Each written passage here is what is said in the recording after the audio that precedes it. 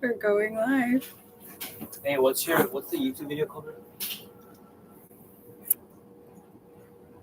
I don't know what the YouTube video is called. I'm so sorry. Let's see. Well, hey everybody, we are live from Jules Under the Sea Lodge. I have here Dr. Kristen Drexler, and my name is Olivia Turner. Dr. Drexler, you want to tell us a little about yourself? Sure. Hey everybody. I am a faculty member at APUS in the Space Studies and Earth Sciences Department, and I've been a faculty advisor for WSTEM and AWIS and SACNAS. SACNAS is a new organization, and AWIS and WSTEM have been around for several years, so happy to be here helping Olivia with the live stream. Yeah. So if you want, you all can put any questions in the chat, and we will answer those as best we can. And just to give you a little review, what we're doing for the mission is recon and equipment testing. None of us have ever been in a habitat under the water, so who can say that? That's pretty cool. And coming down was pretty quick. It was a lot of fun. A little nerve-wracking. The bottom of the ocean floor or lagoon floor has a lot of sediment, so it's kind of murky. And visibility, if you were to stick out your hand, I have long arms, so let's say that's 3 feet of visibility. You can see your fingers. Well, at some point, you couldn't even see like right here, so that was kind of intimidating and scary. So yeah, but we are. We emerged out of the moon pool, and it was really cool. And we took off our gear, and we got quickly acclimated and started a previous live stream. So now we're coming to present this one for AWIS, WSTEM, SACNAS, and AIAA. Yes. So let's see. If you have any questions, put them in the chat, and we'll answer those for you. What we'll do now, do you want to do a quick hab tour? Yeah, I think that's what everyone wants to see is the hab tour. So right now where we are sitting is in the, what side is this? Lounge side, I guess, like the home side. So we're at the, I guess you could say it's a dinner table. I'm going to turn it here to my right.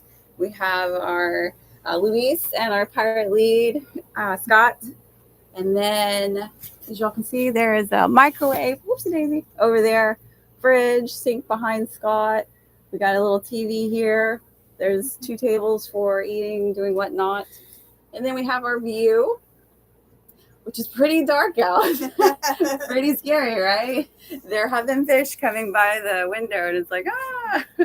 I'm going to transition down into the moon pool. Give me a moment. Shimmy shake.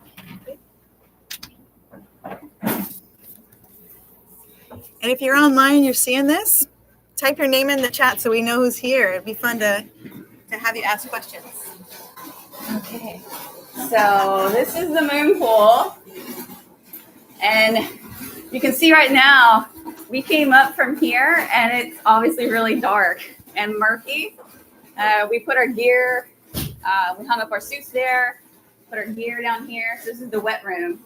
And then over here, we have a shower room, very small. And then on the other side, Miss Vanna White here, we have the restroom. Ta-da! And then we come across to this side. And this is where we sleep. Oh, gracious. We have a cool view here. Dr. Drexler coming through, very nimble. Right. We've got a little wash station if we need it. These are our bunks. Kind of tight quarters. We got another TV and some shelving, fire extinguisher in the very bottom. And then again, we're in a transition. There's another set of bunks, another mirror, another exit or entry to and from the moon pool. There's Nemo on the shelf chilling. Okay. And then we'll sit this here. will stay. It will not. Some comments though. Well, we do got some comments. So let's see. Hi, everyone. Dr. Miller here. Excited to hear from you. Hey, Dr. Miller. Yay! Thanks for joining us. And Laura, it looks scary, but super cool. I know. Cool. And then Dennis and his, oh, hey, Dennis. Granddaughter. Granddaughter. Oh, very cool. Hey, granddaughter. Maddie. Hi, Maddie. How are you? My handsome little man. Oh, so glad to be that you're here. Hey. Oh, yay. Thanks for joining us. It's cold. So it got the temperature, what do they call it? An inverse thermocline. So right now the temperature at the surface level is really cold, whereas we are at the habitat, it's really warm. But for anybody coming down into it, it's freezing. So yeah. Bo. Hey, Bo. Welcome. Thanks for joining us. Yeah, so I left my disc. I got one right here, though. Okay. Oh, yeah. Olivia's going to talk to you about her science research. Yeah. So we weren't allowed to bring the Martian lunar regolith soil down in here for testing, but I got these really cool the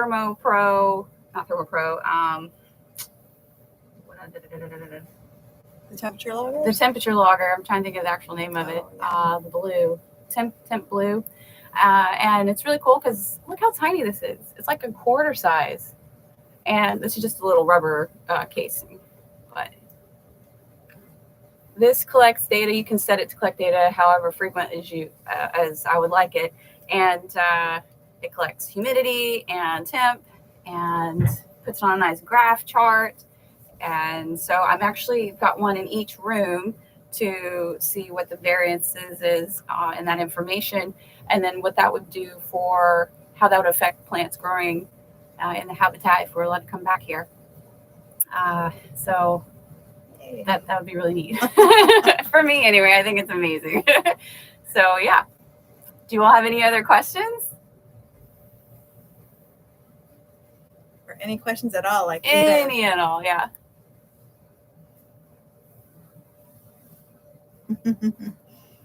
And by the way, Olivia is you're a new officer for WSTEM and APUS. Yes. Yay.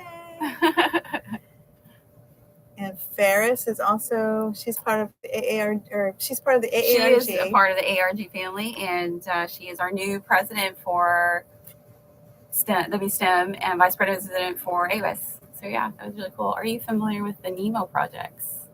Excellent question. You know who is? Scott. Let's go get Scott. Yeah, we're gonna get Scott. Stand by.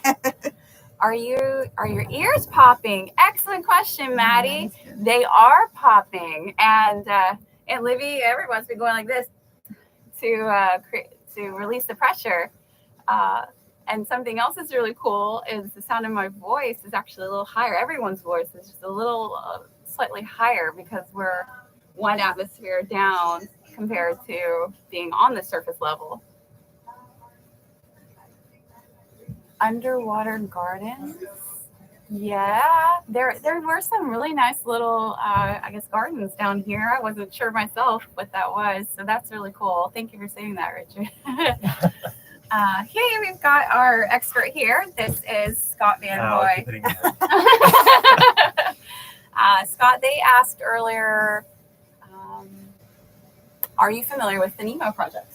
I think we're all familiar, right? Yeah. Yeah. So the NEMO projects for NASA. So it stands for what's it? Oh, that's cool. Well, I answered his question earlier. Okay. Oh, cool. Sorry. Go ahead. So NASA Extreme Environments Mission Operations is what NEMO stands for, and so NEMO is partly an integrated space simulation that they initially had focused on astronaut training. So what they do is they take astronauts, take scientists, bring everybody together, like Luis, and what they do is they go underwater and they used to saturate in Aquarius Reef Base, but they've also adapted some of their operations recently to have other facilities as well. So they just finished a NEMO mission. So if you've heard of astronaut Johnny Kim, go take a look at his Instagram page and you'll see some of the messages from the most recent NEMO mission which was not at Aquarius. It was at a home-built structure in a sheltered area. But yeah, NASA uses the NEMO project to really kind of get astronauts in the water and to do science and also training. So we're very familiar with it here at AARG, and it's something that we kind of try to replicate because they do some really cool stuff with that. Okay. Thank you so much, Scott. No problem. I love this question. So, Luis, being a former ILMA crew member, what is the biggest difference between staying in ILMA above ground and staying in Jules under the sea? That's pretty good. I think what I was focusing on is the human performance aspect there of like the psychological decay of being isolated and confined over time and how it affected the off-nominal EVAs that we're trying to do over there. But right now, I think that the last letter in the ICE acronym is extreme. So I think the varying levels of extremeness of being underwater, like I think I would experience a quicker decay in my cognitive ability to handle an emergency down here. For example, when we were in ILMA, we had one night EVA, and it was really fun. And we tried to do another one just because there wasn't. I think it was like a clear night, so we would have been able to see the stars. But right now, we're getting ready to do a night dive, and it's going to be a night dive with zero visibility. Not zero, but it's pretty close. So if you ask me, like at ILMA, you have an off-nominal situation. You have to go outside the habitat and fix something outside at night.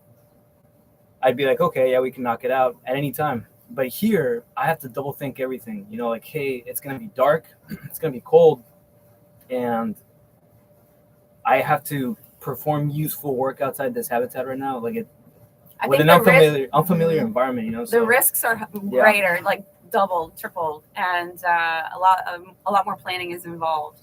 And I agree with about everything Luis said. My cognitive decline has already begun. I'm like losing the ability. And your voice sounds different down here too. So yeah, it's so strange. like higher. Mm-hmm. Why is that? I said we should sing because everybody sounds differently. Yeah. I think what would be really cool though is how the way you have to maneuver in this place compared to ILMA.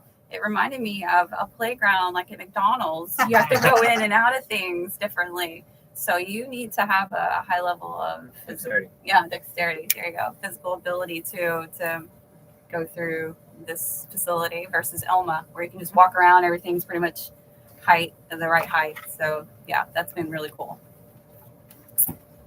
I'm making dinner here. What are the food options for your mission? Nice food options. Well, we were spoiled, actually. We got hand-delivered pizza.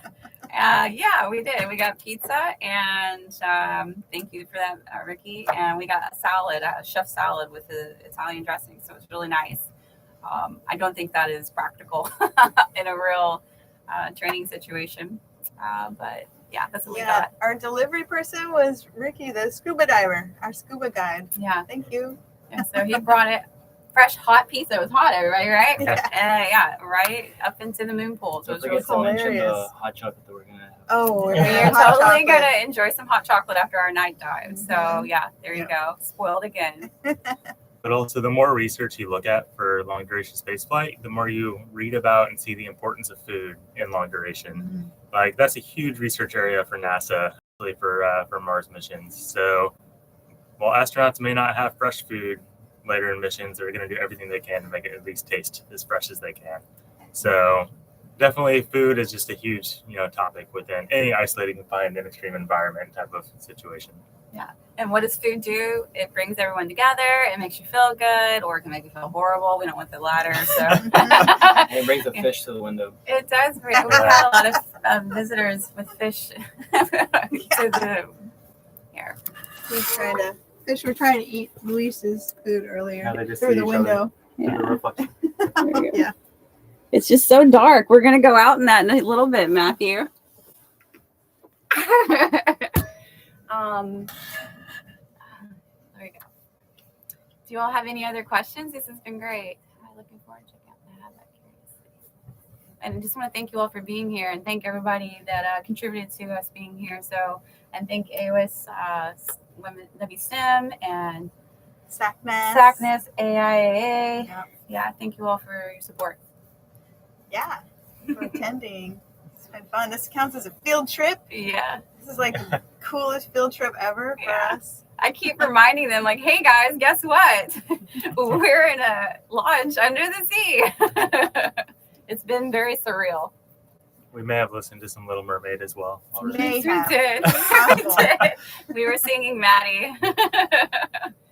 Oh man. Do you all have any other questions?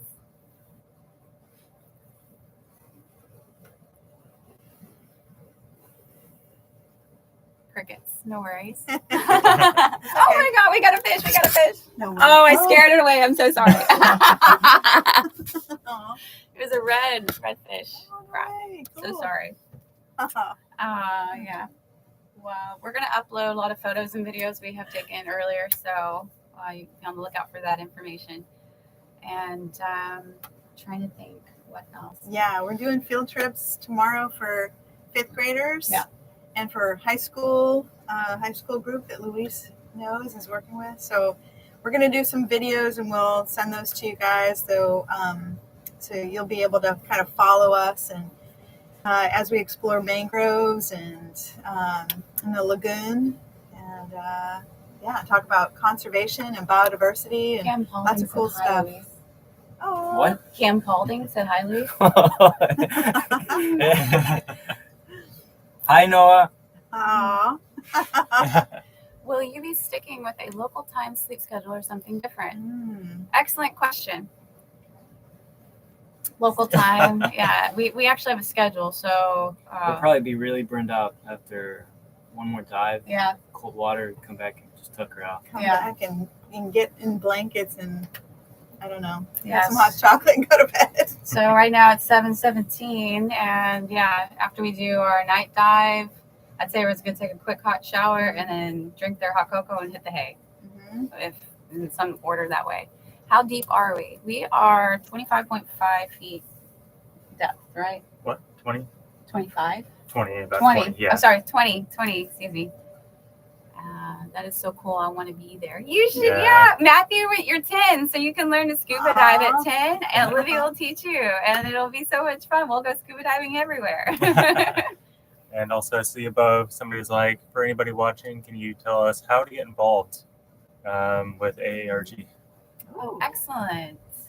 the website. We should put the website in there. Yeah. In the chat. You said website. We say it again. So the best way to get a hold of us is probably the Gmail. The Gmail. Okay. So I can probably just squeeze over there and post Do it in it. the chat. Yeah, go ahead. Yeah. Stop that. And then, how deep are you guys? You asked that. Have you seen a shark? No. So the facility is located in a lagoon. That's a good question. And the lagoon has a big curtain to protect us from larger predators. But we were able to, some of them got to see a giant barracuda on our dive down. So that was really neat. And through the window too, we saw the barracuda. Yeah, fly. it went by the window, not through the window, by the window. So that was pretty spectaculer, but no sharks. Don't think of Hollywood and them just constantly being there and chasing you. Yeah. What was the other question? Yeah. How deep are we? Yeah. So again, we're 20 feet deep. Yeah, I think when we got in, we were like 20.5, and I just checked, and it was like 19 point something. Yeah. So fluctuates based on the tides a little bit. There you go. Sharks come freely in and out of lagoons, so we might. Oh. Wow. We just scared Olivia. There you go. There you go, Matthew. And Livy is gonna be fighting a shark if she sees one. Posted that? Who said that? Is it Ricky? Ricky. Thanks, Ricky. Wow, Ricky, I really Ricky. appreciate it. What is the entry into the hab like coming in directly from underwater? Oh, good. That was a great question. The feeling, it was like, all right, there we found our spot, and then the pressure changed because the weight of your gear is heavier. So yeah, that was interesting. What do you all think? So Okay, so coming in from the surface, only going 20 feet didn't take a lot of time. So, but it was really murky. So on this, in the lagoon, it's not as clear as the sea or the ocean. So we're in a mangrove lagoon, and so it's a little bit more murky. Mangroves are like nurseries and provide food for young fish, and so it's an important ecosystem, like hugely important, critical ecosystem. So so diving in a lagoon is something different. The visibility is not like you were saying, Olivia. You're saying the visibility was it's not so great. It's nice, but it's not great, right? So coming into the hab, you kind of go underneath, and you pop up in, what's he called, the moon porch, moon pool. Yeah, it's like a wet porch where you get out and then you have your gear, and you're in a dry environment, so you have to kind of like get off all your gear. You got shown. We did, yeah. So that was the room we were just in that Olivia showed you, that little pool. That's the lagoon. Yeah. That's how we will get back out. And we are located in Isla Mirada, Florida. Close. Near Key Largo. Near Key Largo. Sorry. Key Largo, Florida, excuse me. You're right. On the Keys. Yeah, we're in the Keys for sure. Yeah. These are great questions. Thank you all. Yeah, keep posting them. Thanks, Awesome. Ricky. What do you He's think? got my back. Key Largo. We can talk about the sharks. I don't know if we would make it without Ricky. Yes, true. So for you all who don't know, Ricky is our Jules person. Jules director. Guide, Well, there's pizza also delivery guy. Is it Julie? Well, there's He's our mission operator. He's our mission onshore control, mission He wears a controller. lot Yeah. of hats. He wears a lot of hats. Yeah. pizza delivery man, Shark And- man. and partner to a bunch of people who work at Jules. Yes, Teresa. and we want to thank Yeah. Jules for all this opportunity as well. So and coordinating everything. Thank Yeah, you so much. yeah, it's pretty cool. It really Cool is. place. This is so cool. Yeah, would love to have all my family come down here. That would be amazing. But so let's see. Any other questions? Mission director, all that's worked out. He said it's Oh. mission director. All right. Thank you, sir. Tomato. Oh, man. Mission Yeah. director, pizza delivery guy. It's a range of duties. Yeah, I'm trying to think. You have a 10-year-old nephew that's I'm curious to know what kind of questions he has specifically. Yeah, I've been answering them. Yeah. Oh, okay. Yeah, Matthew, do you have any other questions? What's your favorite fish that you have seen so far? Ooh. Excellent question, Maddie. I don't know what it was called. I saw it. So we did a recon around the habitat, and when we went over the habitat, there was a group of fish that were really dark looking and had red and blue spots on it. Did you all see that? Near the X beam. Yeah. On top, yeah. What? I don't know what those are called, but Ricky. that was really cool. Do you know what that's called, Ricky? I also saw. Did you see grouper? I don't Saw the know. barracuda. They saw the barracuda. I didn't see it. That's a good thing. I saw it fly. What will I you saw it do fly by. during the night dive? Are there any extra precautions for diving at night? Excellent. Ricky can answer that. What will we be doing during the night dive? I just need Ricky here. You know, come on down. During the night dive, we wanted to. We don't know if we'll be able to do it, but we wanted to see how much bioluminescence was in the water. Yeah. So with Ricky's guidance, what we're gonna do is set up a GoPro and like mess around with like the shutter speed and the brightness ISO, and we're gonna try to like set the exposure for like 20 seconds. We're gonna start doing hand motions over and over again. And in theory, if you aggravate the water enough, you should be able to see a shining motion through the water because of natural bioluminescence. But that would require us to night adapt for a long time, or 10 minutes. But it's when there's zero visibility, we don't know how much we'll be able to see bioluminescent life forms out there. That's excellent. And are there any extra precautions for diving at night? Yeah, we were actually talking about that gaming earlier. want to shed some light on that, Scott? Sure. So diving at night, one of the biggest differences is, of course, having some kind of flashlight with you. So if you keep in mind, if you have one, it's often not enough. So once you're going for like a night certification, one of the things you want to think about is your failure modes. So like, I need to be able to see, I need a flashlight, don't want to carry one flashlight, two flashlights. So just knowing that, hey, I should kind of think about what are the potential failures. So, multiple flashlights or backups is always good. So I think we brought down with us, I think we have almost 2 flashlights per person. So 3, 4, 5, 6. Yeah, we have 6 flashlights for 4 people. Plus Ricky will bring down whatever he has. So that's one consideration, just being like, hey, what is the difference between day and night? Light is a big one. Also, the visibility is difficult. So something we talked about too was especially with how hard it's going to be to see with the flashlights, having a hard time cutting through the water. Another physiological thing, that has to do with your body is adapting to the dark. Your eyes take a little while to do that. So we talked about what are the best ways to get our eyes to adapt? Because just like if you go from inside to outside at night, everything will look really dark. You're outside for a little while and things will get a little, better with time. So we talked about that. Also with some of the silt that's in the area, there are techniques to maybe not kick up as much silt to keep the visibility down. So there are options there.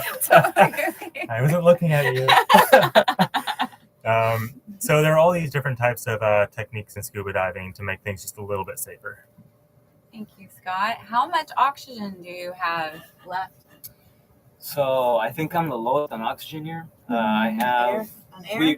we come down with 1 tank, and then we have an extra tank. Ricky brought us an extra tank, so I have 3,000 psi to play at night. 3,000 psi should last you for a good amount of time for a dive. So what I'm going to do right now is I'm going to take my 3,000 psi tank, and if I breathe correctly, I probably won't drain it much below maybe like 2,000 psi or 1,500 psi for half an hour out there. And then tomorrow I'm going to ascend with the 1,400 psi tank that I have left. Everybody should have more oxygen than I do. However, the habitat is being pumped with fresh air. I think Ricky said 1 cubic foot or something like that per minute. Let's phone Ricky again. Ricky, yeah, Ricky will post help. it in the comments. But it gets pumped. But you can see down if you cover the blowhole, you can see the rise in water level from the air being pumped in. Excellent. And is it hard to get used to? Oh no, I'm sorry. How did they bring all your stuff down? Oh, excellent question. Did you show them? No, go ahead. Yeah, take it away, Luis. I'm going to borrow this 1 second. We're going to follow Luis.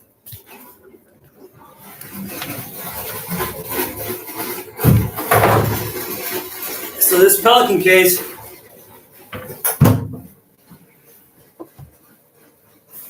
put stuff in the bag, you throw it inside the Pelican case, and then you seal it, and then this lets you vent the air. When you come down, you're at different pressure, and there's different volumes down here. When you're going up, it shouldn't be much of an issue, but everything came out pretty dry. Yeah. And the pizza was not soaked, so yeah. Works. Excellent question. Thank you, Luis. All right. And then, sorry. Is it hard to get used to the difference between the land and undersea? That's a great question. Anybody want to take the lead? Which one? Well, I was just wondering, like when we left this room, we left the lights on, and I thought to myself, oh, I should shut the lights off because it might attract insects. And then I'm like, oh, no, that's right. That's not possible. So yeah, in a way, it is kind of hard to adjust, but in another way, it's kind of cool. It's just, it's okay. We have air to breathe. Running water. Yeah. We have a refrigerator, electricity, Wi-Fi. I mean, so it's all right. I'm hanging out with my buddies. So, it's fun. Let's see.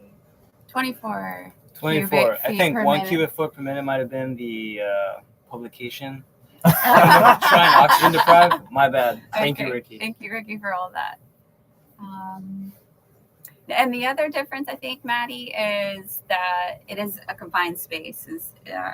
When you think of a house, you have all of that open space to move around. Where here, like I said, it's kind of like you're back playing in the McDonald's playground, and you've got to maneuver into things and then transition to another location. So definitely a change in your space. That was a good question. Do you have any other questions, Maddie? I love you. Oh, sweet.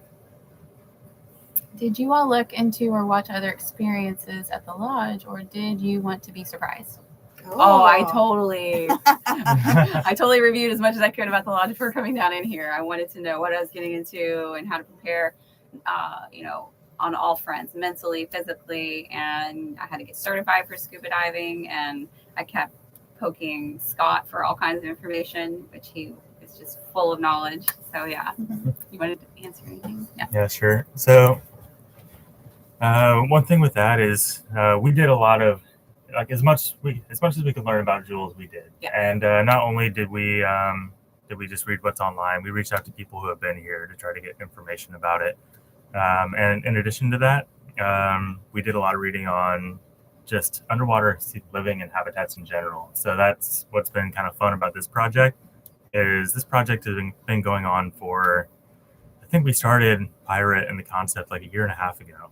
And it started with myself and another student at APUS and one of our collaborators at Georgia Tech going down to Aquarius Reef Base to conduct a week-long introduction to saturation diving class. So this isn't the first habitat our group has experience with. Yeah, so on all fronts, we try to be as prepared as possible and make it to where there's as little surprises as possible. So much so that we have a schedule planned out kind of hour by hour of what we're going to do. And flexibility is key, so it doesn't always go the way we want it to be, which is completely fine. But we try to be just learn and do as much as we can to make it safe, and then to also share the knowledge with each other to make sure that we're not keeping any secrets. And that's the big thing about science. Don't keep the secrets, get the information out there so that everybody can learn from it. Yeah. And I think Jules is an excellent facility to conduct research. So I look forward to hopefully coming back. Maybe we can get some funding and do something maybe next year. Cool. Yeah. Any other questions?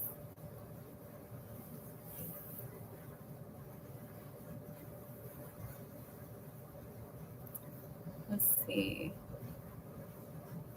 What I can do is another tour, so we'll transition back to the other side. That way, those who came in later can see the facility.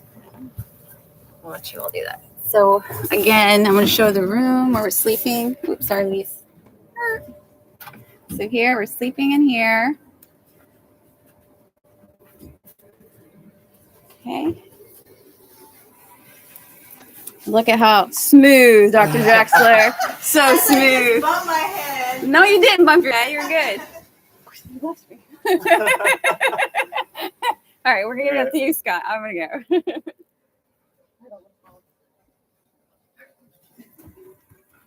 Thank you. All right, here we go. Oh, wait, I'm so sorry. This is the moon pool. So again, we hang our gear on the wall there. Got our tanks are all around here. The shower is on the right of Scott. Oh no, you all are sideways. I'm so sorry. I don't know how to flip the screen. I love it. Technology is awesome. Okay, I'm just gonna hold it sideways. All right, here we go. So we show them I don't know if that works, but I'll show. There's the shower. Ta-da! Your fingers on the camera. Oh my gosh. One more time. Shower.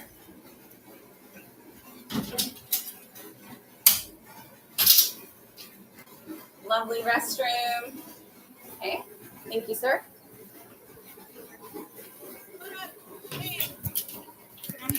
We got hold of this way Okay. for whatever reason. Oh yeah, it's interesting. Yeah.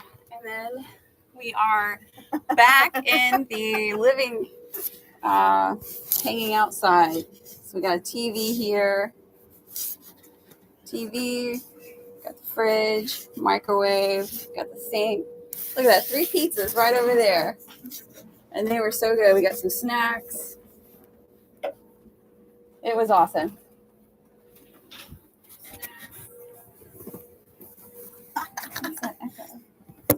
I think Scott's on. So let's see, any other questions? Any W STEMers out there? Yeah. Or people from AWIS or SACMAS or AIAA? We would love to hear from you. Since this is your field trip. Yeah.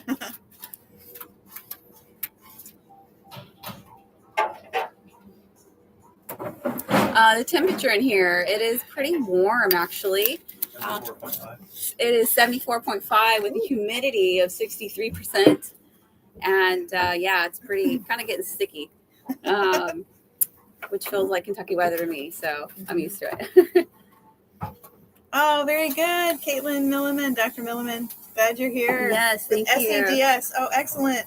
So this is like a cross chapter field trip, chapter meeting and field trip. I hear points galore going in. Oh, there you So yeah. Yay. Well, welcome. Yeah, Dr. thanks for Milliman, being do you have here. any questions for us? Like sea to space or anything else about the hab that we're in? Did you get to see the tour?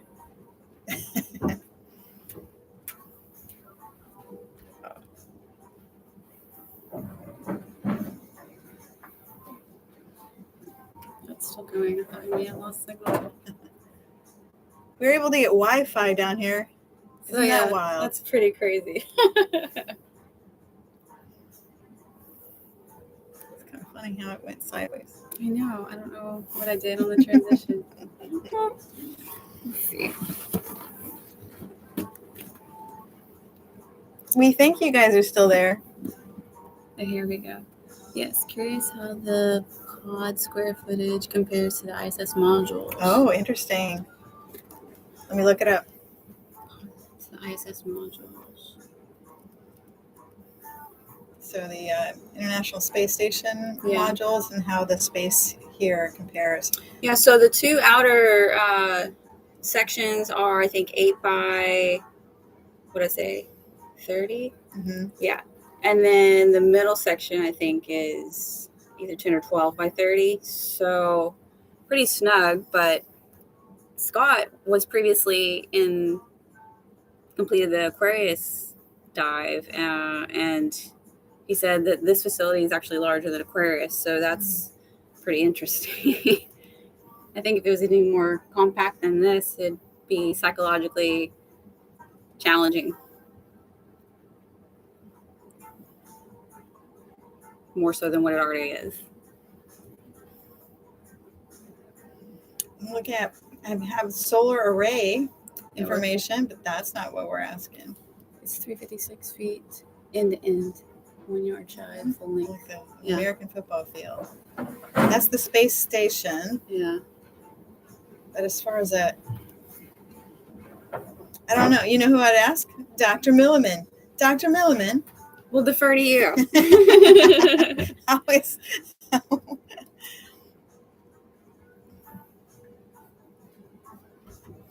Let's see. Pressurized module length 218 feet along the major 667. Well, so this is a lot smaller.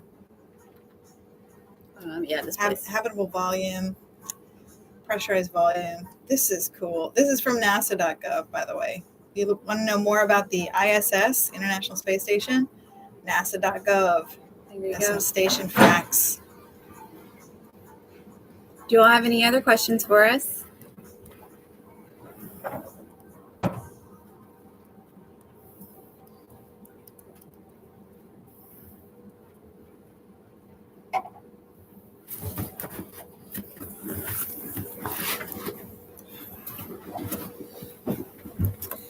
on, get us in here.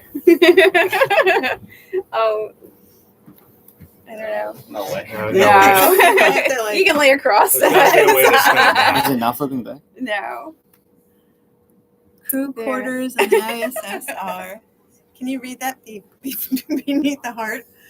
We have a touch screen here, and there's like the actual numbers are being covered up by a heart symbol. Oh wait, you can enter chat, like enter something, and it'll push it up so you can read it. I bet you. There you There it go. is. Okay. Or 2.1. Oh, okay. Thank you, Dr. Miller. So the question, yeah, looking at this HAB compared to the ISS. How does the underwater environment impact your simulation experience? Ooh. Excellent question. Oh, Olivia, I don't know yet. What's the question? How does the underwater environment impact your simulation experience? Nothing. Question for you. Come on over, Luis. This is Luis Gonzalez. Which one is it? Ada Naya, Eclipse. Ada. Isn't Ada going on Elma soon? Yes, she is. Ada, you're gonna be able to answer that question by yourself real soon. Yeah. I think it's hard to like define like fidelity. You know, like the procedures for being underwater are really different from simulating like the airlock at Elma. And then both of those are going to look different from say MDRS or the one that's in the lava fields in Canada. You remember what that analog is called? The lava fields in Canada. Canada? No. Yeah. So the looks, the operations, they're all gonna like look different, feel different. But one thing is for sure is that you are normally in small groups, right? The habitats are a lot smaller than what you're used to, and they deprive you of something. So this, like, if you were here long enough, you would be deprived of sunlight, right? At Ilma, we were deprived of sunlight a little bit, but you go on EVA and you would get some vitamin D, if you want to call it. And then depending on the crew dynamics, socializing can impact or degrade your ability to recover from the stresses of everyday life. You're with a really small group. And there's no gym here, so yeah. Yeah, Ilma has a nice gym. Yeah. What were you guys saying about yoga down here? Yeah, there I can't do my. Well, I mean, I could do my yoga, but it's going to be very uncomfortable. Yeah, so the simulation experience changes everywhere you go. What I like about down here is the depth gives it like a little different like extremeness, or it is a little bit more deadly to go outside if you screw things up, right? I think Aquarius would have been a little bit more intense in that regard. You're 60 feet down, I think 60 feet. Here at 20 feet, you could surface in an emergency. You'd probably be fine. But this maybe to me feels a little bit more like an ISS analog, for example. I really need to kit up to go outside. You can't just like walk outside. Yeah, which transitions to Dr. Miller's question. If there was an emergency, how long would it take you all to get out of the HAB and to the surface? Even without decompression, it's not as easy as walking out the door. So correct. Yeah, I think you could blow and go or do a buoyant assisted ascent. So what that means for those who are not scuba fluent, we have a buoyancy deflation device that we have to put on that also carries our tank of air, compressed air. So blow and go. Yeah, blow and go is so you don't blow your lungs if you were at a deeper depth. So you would have to egress the HAB and forcefully exhale. We're not deep enough for that to take effect. What she's saying is actually donning equipment. I think if we had to don equipment and get out of here, I think we could be out of here maybe in 5 minutes. I would not be putting on my wetsuit. I would just throw on my BCD with my air tank and go for it. But that's the convenience of being at 20 feet. We probably could hold our breath while we egress the HAB, and then you would have to exhale on the way up. So your lungs don't go. Yeah. Ricky, this question is for everyone in chat and in the habitat. Has anyone followed up on Joe Deterries and his research when he stayed for the record of 100 days. Oh. Yes. He would get his vitamin D from diving around. Oh, wow. So And Scott? I'm gonna leave that to answer to him. My vitamin D remark, yeah, you can get at 20 feet, but you get the point. That's water, 30 meters, not a lot. We're not at 30 meters. Before I pass it off to the crew commander, Scott, yes, Courtney, I don't know if we're gonna see bioluminescence with the visibility, but we're gonna try. We just need to night adapt. We're probably gonna lean on Ricky a lot if we end up doing that, but we might or might not get to see it. So. Yeah, not a lot to say about Dr. Deterry's research. I am waiting for his final report to come out. They're making a big push for their organization in January to get the report out. They are trying to make profit out of some of their research that they're doing. So if you want to purchase their scientific report, which they're focused on dive physiology, it's $10 on their website. Unfortunately, I don't know what their website is, and I don't work for them. But if you search for Dr. Deterry, then you'll be able to, or the Neptune 100 mission, you'll be able to get more info on that.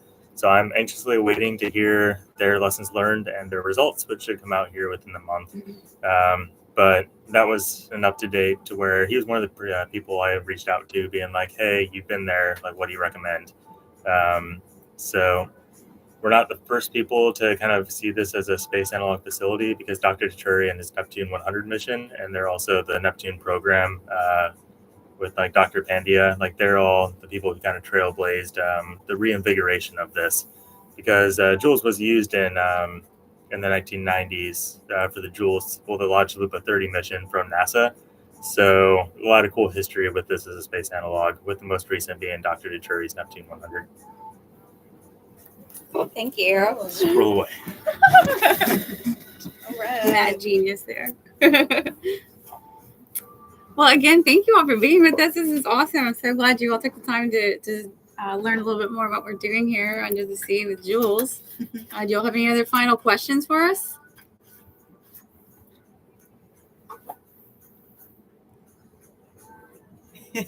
Great answer, he says. Yeah. It is. Oh, another question coming in from Eclipse. What insights do you hope to gain during this mission? Okay. Should we let our commander, our lead, answer this one, or should we take it? Yeah, let's take it. You go ahead. Well, I was thinking everybody say something personally. So let's see. Okay. We'll see you in about 10 to 15, Ricky. Did he say 10 to 15? Mm-hmm. What insights do we hope to gain during the mission? Well, so again, I'm doing recon and testing the equipment down here to see what is feasible for conducting hopefully a future plant study. And I think the facility is set up just fine for certain research projects, but definitely a lot of, what did you all call them? Physical factor? Physiological research for sure. Psychological research for sure. But yeah, it's really interesting, isn't it? So right now the time is 7:00, or it's 7:48 and I've actually witnessed all of us sort of our energy level has definitely tanked, and I think so. We had pizza delivered. yeah. I'm blaming it on the pizza, but I mean we were really jazzed this afternoon when we first got here, like full of energy and adrenaline or whatever, and just checking the place out. And then I think as soon as it got dark, and then especially as soon as we ate dinner, we're all like, oh, we can barely think. We've had a really busy day. It's been a very busy day too, getting prepped and everything. So apologize for the lack of energy, but this is a great opportunity. If you have a chance to come here, please do check it out. Even just come to the Florida Keys. Check out the ecosystem here, the marine protected areas. There's like a dozen from state and federal protected areas, both terrestrial and marine. You have the mangrove forest and lagoon ecosystems, which play a vital role, and then you have the sea and the coral reef. Here at the Jules station, it is an artificial reef, which is great because it provides some food sources and cover for certain fishes and other marine species. So it's a cool place. Come check it out. We're happy to be here. So happy to be here. I'm super excited to be here. So yeah. Thanks to Dr. Miller and to Scott for putting this opportunity together for us and making this happen for us. We're eternally grateful. And APUS for supporting student and faculty, but mostly student research with AARG.